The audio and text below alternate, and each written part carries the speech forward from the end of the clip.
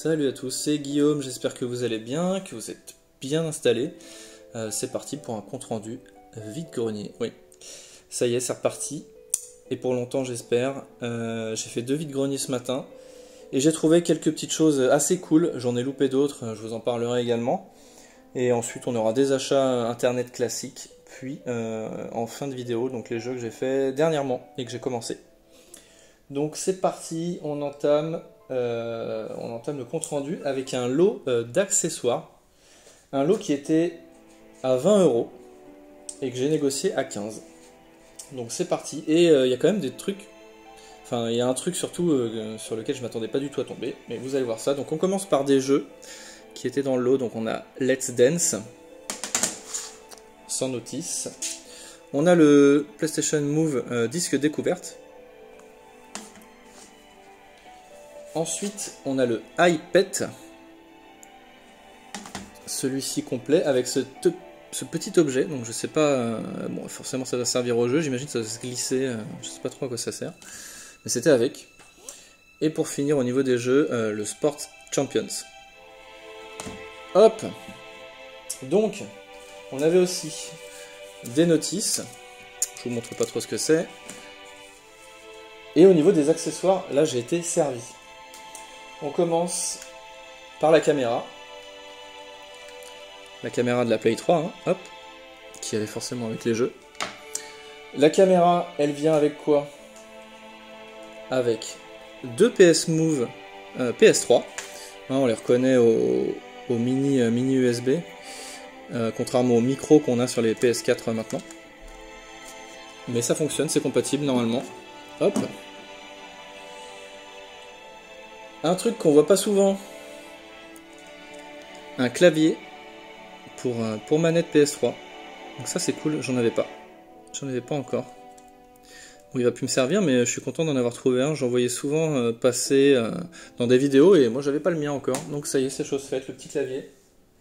On continue avec la télécommande officielle Sony de la PS3. Bon, celle-ci je l'avais déjà, je l'avais acheté à l'époque en même temps que ma Play, j'avais le pack Harry Potter avec tous les Blu-ray. Et ensuite, le dernier accessoire, un truc vraiment pas commun, mais par contre moi je le connais et je vous en ai déjà parlé plein de fois parce que je ne fais plus trop de TPS à la manette, même si à mon avis je vais être un peu forcé d'y revenir, on verra. Et c'est un truc que j'ai utilisé énormément sur la PS3, c'est le FragFX, donc de chez Splitfish. Donc le FragFX filaire, celui-ci, j'ai exactement le même. Et j'ai fait tous mes FPS quasiment PS3 avec ça et franchement ça marchait assez bien. C'était très correct, en tout cas je me suis régalé à jouer au FPS avec ça. Normalement celui-ci est compatible PS4, je suis pas vraiment sûr, non je dis peut-être des bêtises. En tout cas celui qui est PS4 que j'ai acheté il y a longtemps maintenant, sans fil, il fonctionne, ça dépend des jeux. Ensuite il y a des réglages un peu précis à faire et j'ai toujours un peu du mal à les régler, bref.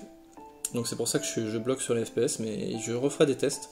En tout cas, voilà, je suis content d'avoir trouvé ça, surtout les PS Move, hein, puisque je m'en sers pas mal, même si ça tombe pas en panne spécialement pour le casque VR, tous les jeux VR. Et puis le petit clavier manette, voilà, ce petit lot pour 15 €. On continue avec un lot Wii. Alors bon, là les jeux Wii n'étaient pas donnés, mais il y en avait 2-3 qui m'intéressaient, il y en avait 4 en fait. Il y en avait un qui était trop abîmé, il n'a pas voulu descendre le prix donc je l'ai reposé. Un autre abîmé et 2 autres en état correct. Et j'ai eu le lot pour 13 €. Donc 3 jeux Wii pour 13 €. Alors donc on a ce Tomb Raider Anniversary. Je crois que je ne l'ai pas. Hop. On a ensuite le Ultimate Alliance. Les 3 sont complets. Et un que je voulais, celui que je voulais le plus du lot et que je crois ne pas avoir, mais je crois que j'en ai un autre. Il faut que je vérifie. Et on le voit pas trop souvent celui-ci. The House of the Dead 2 et 3 Return. Donc voilà, complet. Hop. Donc 13 € le lot de jeux Wii. Ensuite, dans un petit sac, bon là c'était vraiment en début de brocante, j'en ai fait 2 en tout ce matin. Dans un espèce de sac avec plein de babioles, des machins, je jette un œil furtif vraiment, et je tombe sur une sorte de figurine, enfin je crois que c'était un jouet McDo, mais je dis peut-être des bêtises, que j'avais eu quand j'étais tout petit. Alors je crois que c'est tiré du du Disney Oliver et compagnie, mais je suis vraiment pas sûr. Il est dégueulasse, hein, il faut que je le nettoie. Et voilà, attends, je dis des bêtises. 1988, non, c'est ça, 1988 la date derrière. Bon, j'espère que je dis pas de bêtises. Pour ceux qui sont spécialistes de ces petits jouets un petit peu à l'ancienne, donc c'est un petit jouet en caoutchouc, avec un petit trou pour mettre le doigt ici, voilà. Bon. Tac. Ensuite, on a un lot dépareillé, un jeu PS3, DS et 3DS. Donc là, il y a quelqu'un qui est avant moi, donc je le laisse faire ses achats tranquillement. Ça prend 1 à 2 minutes, il met du temps à chercher ses sous, etc. Et je vois 2-3 jeux qui m'intéressent, mais il les prend pas, il en prend d'autres. Donc je me dis que les prix vont être un peu élevés. Et finalement, à ma grande surprise, je demande le prix des jeux à la dame qui tenait le stand, et elle me dit c'est 2 euros les jeux. Donc j'en sélectionne 3, je lui demande si elle me fait un prix pour le lot, hein, je demande. Et là, elle me dit 3 euros, est-ce que ça vous convient? Donc bah, j'étais content. Du coup, 3 euros le lot. Donc on a Red Faction Armageddon sur PS3, complet. Hop. Ensuite, on a un Yu-Gi-Oh! GX Spirit Color sur Nintendo DS. Et pour finir, un Mario Kart 7 sur 3DS sans notice, mais je sais pas s'il en a. Bon, il y a tout un tas de fascicules, mais enfin, je regarde si j'ai la notice moi sur le mien. Hop. Et on continue avec un lot de jeux PS3. Pareil, des jeux PS3 à 10 euros. Donc je fouille dans le bac, il y avait vraiment beaucoup de classiques communs. Et je m'arrête sur 3 jeux. 3 jeux que je n'ai pas. Si, j'en ai un sur les 3. Donc il y a 3 jeux qui m'intéressent. Et bon, très dur en affaire. Hein. 10 euros de jeu PS3. Je lui demande pour 3 jeux si je peux lui prendre à 15 euros. Donc du coup, ça fait 15 euros au lieu de 30. Hein. Et il me dit quand même OK pour 20. Et j'ai quand même gratté encore un peu tranquillement en faisant un tour de brocante à 19 euros. Donc pour 19 euros, j'ai eu Afro Samouraï, Le Seigneur des Anneaux, L'Âge des Conquêtes. Il paraît qu'il est très bien celui-ci. Hop. Et un que j'avais quasiment jamais vu en boîte, le Pain. Celui-là, je suis très content de l'avoir trouvé. Hop. Donc ce lot pour 19 euros. Et c'est tout pour les greniers, mais en ayant fait 2 et en n'étant pas forcément arrivé tôt, je suis assez content de ce que j'ai trouvé, vraiment. Je suis super content. Pour une reprise, il faisait très très beau en plus ce dimanche. Et qu'est-ce que je voulais dire? Je sais plus. Oui, j'ai loupé quand même 2 trucs. J'ai loupé un petit Cooking Mama sur DS, qui était tout un tas de jeux, Barbie, des trucs de mode, les petits chiens, etc. Et je me suis dit, bon, je fais un tour de brocante et je repasse pour demander... J'avais même pas demandé le prix. Je repasse pour demander le Cooking Mama, c'est des jeux que j'aime bien. Et quand je suis repassé, ils y étaient tous, sauf le Cooking Mama. Donc bah, tant pis pour moi, j'aurais dû demander avant. Il y avait ça, et puis 2 jeux PS4, la trilogie Crash Bandicoot et le Nitro Kart. Ils étaient à 12 euros chacun. Et j'ai eu un peu la flemme de négocier, de demander le prix, comme souvent. Donc je me suis dit, je fais un tour de brocante et je reviens. Il y avait 4 jeux PS4, dont 2 qui m'intéressaient pas. Et quand je suis revenu, eh bien, malheureusement... les 2 Crash étaient partis. Voilà, le Nitro et le Trilogy, bah tant pis. Tant pis pour moi. La prochaine fois, il faudra que je demande avant les prix ou que j'essaie de négocier tout de suite ou que je les prenne tout simplement. Voilà pour les trouvailles en vide-grenier, on va passer aux achats internet. C'est parti. Alors, on commence avec du jeu PS1 toujours, hein, je complète un petit peu pour arriver aux 1000 jeux. Je sais plus à combien j'en suis exactement, mais je dois pas être très très loin. Donc on a un Bloodlines ici. Hop. Que je connais pas du tout évidemment. Ça y est, il a décidé de plus faire le point là. Hop. Alors ensuite on a un Demolition Racer que j'avais en Best of Infogrames et que j'ai dû prendre en Angleterre pour récupérer cette cover. Hop. Ensuite on passe sur des jeux PS4.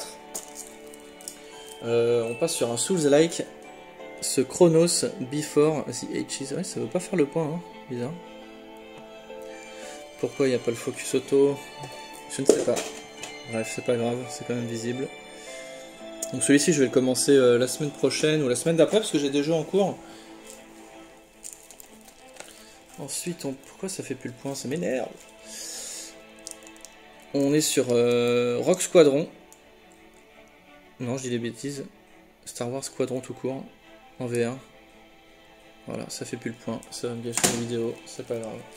Et Life is Strange, alors celui-ci il a 10 € à Auchan, le Life is Strange 2, qu'il faut prendre neuf, parce que si je dis pas de bêtises, et Bibi m'avait prévenu, il y a des épisodes sur des codes à télécharger. Donc si vous le prenez d'occasion et que les codes ont été téléchargés, ce qui est quasiment sûr à 100%, eh bien vous ne pourrez pas jouer aux autres épisodes.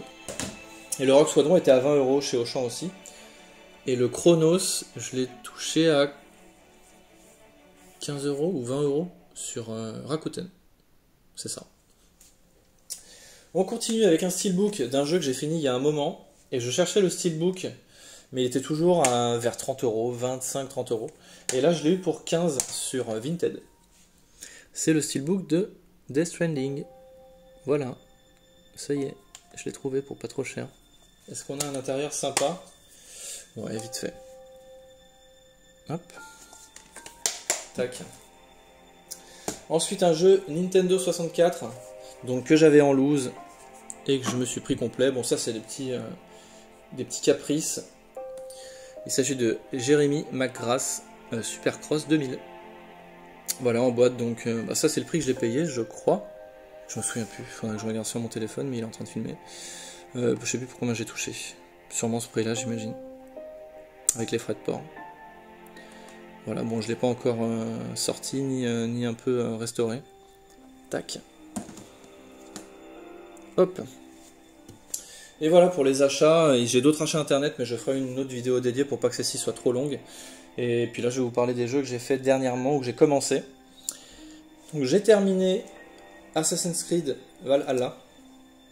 D'ailleurs, j'ai pris son steelbook, qui est très joli celui-ci. Il y en a au moins 2 différents. Mais j'ai pris celui-là, qui était le moins cher, et puis celui que je préférais en plus, donc ça tombe bien. J'ai terminé le jeu, ça a été un petit peu long sur la fin. J'ai beaucoup aimé les 2 premiers tiers. Et après, c'est vrai que j'ai commencé à m'ennuyer, quoi. Voilà, j'ai commencé à le lancer, mais sans vraiment avoir envie de le lancer. Même si j'ai bien aimé le jeu globalement, hein, j'ai pas été trop surpris. On est sur du Assassin's Creed classique par rapport aux 2 autres opus précédents, aux 2 autres opus précédents. Mais voilà, ce que j'ai bien aimé, donc ceux qui veulent pas écouter, qui n'ont pas encore fait le jeu, etc. Vous essayez de passer à la suite. Je vais mettre le jeu devant pendant que j'en parle. Je vais essayer de faire ça, mais tout va tomber, j'imagine. Hop. Qu'est-ce que j'ai bien aimé? J'ai bien aimé l'Horloge, qui est un jeu de dés au même titre que le Gwent dans The Witcher, mais beaucoup moins élaboré. Mais voilà, c'est sympa, c'est quand même une nouveauté, un jeu dans le jeu qui est assez sympa, même s'il n'y a pas beaucoup d'adversaires qui jouent. Mais ça m'a bien amusé cet Horloge, même si comme d'habitude au début il faut apprendre les règles, etc. C'est toujours un petit peu chiant des fois. Qu'est-ce que j'ai bien aimé dans ce jeu? J'ai bien aimé l'héroïne, Eivor. L'histoire était sympa. Bon, moi je suis pas un aficionados du lore Assassin's Creed, mais je m'y suis un peu quand même penché. Je remercie Olivier de m'avoir aussi aiguillé quand j'étais perdu, qui était tout le temps là sur les streams. Ça m'a bien aidé. Bon voilà, comme d'habitude, évoluer les armes, essayer toutes les tenues, voilà, c'est des choses qui m'ont plu. Les combats étaient bien cool. On a le bouclier dans cet opus. L'apparition d'une barre d'endurance. Ça fait un moment que je l'ai fini, donc j'essaie de me rappeler. Qui était assez cool pour les combats. Même si j'ai eu un peu de mal à rentrer dans les combats au début, une fois que les premières compétences ont été acquises, c'était beaucoup plus cool. Donc je me suis quand même bien éclaté. Mais voilà, ça traîne en longueur pour moi. Mais ce que j'ai bien aimé, c'est qu'on a aussi beaucoup de personnages dans cet Assassin's Creed. Et il y a plein de mini-histoires, entre guillemets. Donc ça m'a beaucoup plu. Mais voilà, on en revient toujours au même point, c'est qu'au bout d'un moment, ça devient trop long. Et j'avais de moins en moins envie de lancer le jeu. Mais je me suis quand même, comme d'habitude, bien amusé. Sur Odyssey, ça m'a fait pareil. Odyssey, ça m'a fait pareil. Au bout d'un moment, c'était long. Et le tout premier Origin, j'avais pas joué autant. J'avais rushé quasiment dès le début. Voilà pour cet Assassin's Creed Valhalla. Hop, ensuite, j'ai fait ce jeu, Spirit of the North. Je passe un petit coucou à Ken Pash en même temps. Dont on entend l'OST, d'ailleurs je l'ai mis en fond pour la vidéo. Donc Spirit of the North, jeu très reposant, super relax. Ça m'a fait un peu penser à Abzu, sauf que là on incarne un renard. Et on va se balader Vraiment, c'est vraiment de l'exploration pure, hein. C'est vraiment de la promenade sous fond de musique zen. Et voilà, il va y avoir des petites énigmes de parcours et des recherches de personnages pour le trophée, etc. Bon, il y a une histoire de fond un peu mystérieuse, voilà. C'est vraiment un jeu détente. Moi, je l'ai fait en même temps qu'un gros jeu. Pour couper un peu, je l'ai fait vers la fin d'Assassin's Creed, quand j'avais plus trop envie de le lancer, j'ai alterné avec ce Spirit of the North. Très très cool. Voilà, après peut-être qu'en boîte il est encore un petit peu cher, je crois qu'il est aux alentours de 25 euros peut-être 30. Voilà, il vaut peut-être pas 25-30 euros, mais bon, si vous êtes aficionados du démat, vous pouvez toujours le prendre un peu moins cher. Mais voilà, c'est un jeu qui est très cool, moi ça m'a plu, c'était léger, voilà, il a rempli son rôle, j'ai envie de dire. Ensuite, The Witness, tiens, je vais parler de The Witness tout de suite, que j'ai pris en démat quand il était gratuit il y a quelques semaines.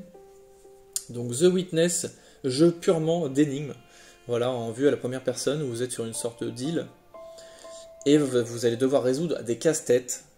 Comment je pourrais décrire ce jeu? Il n'y a pas de musique. Il n'y a pas de musique dans ce jeu, donc vous pouvez vous mettre de la musique à côté, hein, du coup. Et vous allez devoir résoudre, vous allez apprendre, en gros, comment fonctionnent les casse-têtes de ces endroits. Et puis, plus ça va, plus ils vont être compliqués. Et il y a vraiment de tout, enfin de tout. Il y a du casse-tête, comment j'appelle ça? Du casse-tête pur, c'est-à-dire avec des systèmes de logique pure, un peu mathématiques, j'ai envie de dire, mais pas avec des chiffres et tout, hein. Mais enfin, vous verrez des trucs à diriger, des trucs de symétrie, avec des couleurs, des formes, enfin... C'est des choses que j'aime pas trop dans les jeux d'énigmes, mais il y a aussi des énigmes visuelles, et ça m'a plu, ça me plaît beaucoup. Donc j'essaye d'avancer, mais c'est quand même, je trouve ça assez compliqué sans aide. Donc pour l'instant j'avance, même si je suis bloqué à pas mal d'endroits, mais le jeu est accessible, en fait c'est vraiment une zone ouverte. Donc si vous bloquez sur une énigme, vous n'allez pas être bloqué dans le jeu. Vous bloquez sur une énigme, et ben vous vous promenez. Le jeu est assez joli, coloré. Et du coup vous allez à un autre endroit et vous essayez de débloquer un autre endroit, etc. Vous pouvez vous balader comme ça partout, donc c'est assez cool. Je l'ai lancé 2 fois, je suis pas pressé de le relancer parce que je sais que ça fait travailler vraiment le cerveau, donc c'est sympa, mais quand ça devient compliqué, ça peut énerver. Voilà. Mais c'est un jeu que je vais continuer, je ne sais pas quand, mais je le continuerai. Voilà pour The Witness. Ensuite, on passe à un jeu que m'a conseillé Scorch. Merci encore, parce que c'est un jeu que j'ai beaucoup aimé. Donc, il s'agit de Hellpoint, qui est un Souls-like. Alors, un Souls-like, voilà, à petit budget. Donc, que dire de ce Hellpoint? Et ben, je me suis éclaté. Parce que ce que j'aime dans les Souls-like, c'est l'exploration. L'exploration et les combats de boss épiques. C'est mes 2 trucs préférés, on va dire. Alors, au niveau combat de boss épique, c'est pas bon pour moi, Hellpoint. Mais par contre, au niveau de l'exploration, je l'ai trouvé très très cool. J'avais beaucoup aimé les The Surge par rapport à ça. Et celui-là, j'ai l'impression qu'il est vraiment un niveau au-dessus. Alors, c'est peut-être même trop labyrinthique. Enfin, c'est pas labyrinthique, mais il y a des routes, des raccourcis, des machins de partout. Au bout d'un moment, on est complètement perdu. Sauf si vraiment vous avez noté des endroits. Bon, si vous prenez peut-être des notes, etc., ça devient plus simple, mais bon, c'est un jeu où on n'a pas de carte, hein, comme souvent. Et j'ai kiffé explorer ce jeu. J'ai kiffé aussi le système d'armes. On va passer par, on va commencer par les, par les points très positifs. Voilà, l'exploration. Quelques musiques sympas, mais bon, ça reste un jeu sans musique globalement. Et les musiques de boss m'ont pas spécialement marqué, sauf peut-être la première et la toute dernière. Donc point positif, l'exploration et les armes. Donc les armes, le système d'armes, vous lootez des armes sur des personnages, sur des mobs. Et ensuite, plus vous vous en servez, plus vous allez débloquer des compétences actives et passives. Et ça, j'ai trouvé ça cool parce que ça m'a incité un peu à utiliser toutes les armes. Et ça m'a plu parce que souvent je me cantonne à utiliser 1 ou 2 armes dans les Souls. Et puis je regrette un peu de pas, comme c'est des jeux que je vais pas forcément refaire, je regrette de pas avoir testé un peu d'autres armes pour voir ce que ça donnait et pour varier un peu le gameplay. Et puis là, je l'ai fait, j'ai utilisé quasiment tout, les boucliers, les armes de tir, les armes de corps à corps, voilà. Je me suis bien éclaté là-dessus. Je me suis éclaté à chercher les secrets parce que le level design est super cool. Donc voilà, ça c'était les gros points positifs pour ce Hellpoint. Mais sinon, il est très moyen en tout le reste. Niveau graphisme, il est complètement dépassé. Les boss, ils sont assez simples quand on est habitué au Souls-like. Vraiment, c'est du first try, du second try, voire du 3e try, sauf pour le boss de fin, qui était assez costaud quand même. Enfin, mais il était original. Le combat m'a plu, mais ça a duré plusieurs heures. Mais voilà, encore merci à Scorch de me l'avoir conseillé. Je me suis éclaté. Voilà, ça c'était cool et j'avais très envie de le relancer à chaque fois, tout le temps, tout le temps. Et oui, au niveau point négatif, donc on avait les graphismes dépassés. Il y a beaucoup de plateformes dans ce jeu-là et des fois c'est un peu compliqué avec la course, etc. Mais bon, globalement c'était correct. Hein. Globalement c'était correct. Je vais pas rager pour ça. Qu'est-ce qu'il y avait qui était moyen je sais plus. Mais bon, en gros tout est moyen. Voilà, tout est à peu près moyen.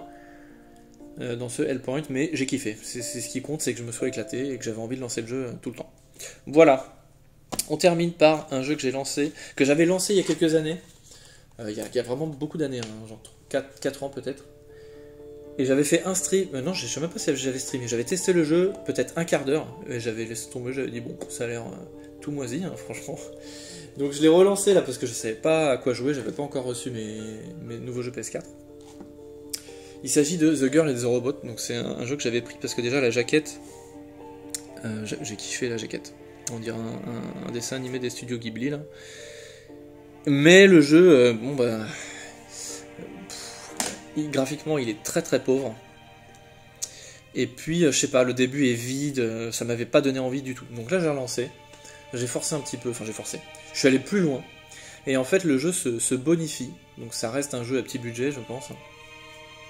Enfin, c'est sûr même. Mais il y a des énigmes qui apparaissent, des énigmes qui sont pour moi intéressantes, variées, et du coup bah, j'ai pris plaisir, puisque bon, finalement on incarne donc un robot et une petite fille, on incarne les deux personnages qu'on va pouvoir incarner alternativement en appuyant sur un bouton, les deux ayant leur capacité, la petite peut courir et sauter, le robot il peut taper avec son épée, il a également un arc et des flèches, et du coup bah, c'est un peu d'exploration, bon c'est pas ouf au niveau de l'exploration, mais c'est surtout des énigmes. Il va falloir progresser. Là je suis dans un labyrinthe actuellement, c'est un peu casse-tête, mais j'ai trouvé ça intéressant. Il y a aussi des stèles invisibles qu'on peut voir qu'avec les robots, mais c'est la fille qui doit passer dessus. Enfin, voilà, ce jeu m'a surpris quand même, je pensais qu'il allait être vraiment pas terrible, et il se trouve que les énigmes m'intéressent. Voilà, je m'amuse bien. Et il y a une OST sympa, assez discrète, mais les petits morceaux qui passent à chaque fois sont toujours très agréables avec du piano, etc. Donc voilà pour ce Girl and the Robot. C'est un jeu qui sera, je pense, chiant à trouver dans les années et les années qui vont passer. Mais il est encore dispo, j'ai vu sur Vinted, 15-20 euros, il y en a deux par exemple, vous voyez, c'est pas énorme. Quand vous tapez Assassin's Creed, bon bah il y a 50 jeux qui sortent. Quand vous tapez The Girl and the Robot sur Vinted, il y en a que deux. Mais c'est pas un jeu qui est recherché, mais il y en a que deux de dispo, donc si ça vous intéresse des petits jeux pas trop connus sur PS4, celui-ci en fait partie. Voilà, je vais vous laisser en musique. Moi, je vais continuer à jouer, à streamer. Donc, si vous voulez passer, faire un coucou, il n'y a pas de souci, comme d'habitude. Et puis c'est tout. Je vous souhaite une bonne soirée, une bonne journée ou une bonne nuit. Et je vous dis à la prochaine. Salut tout le monde.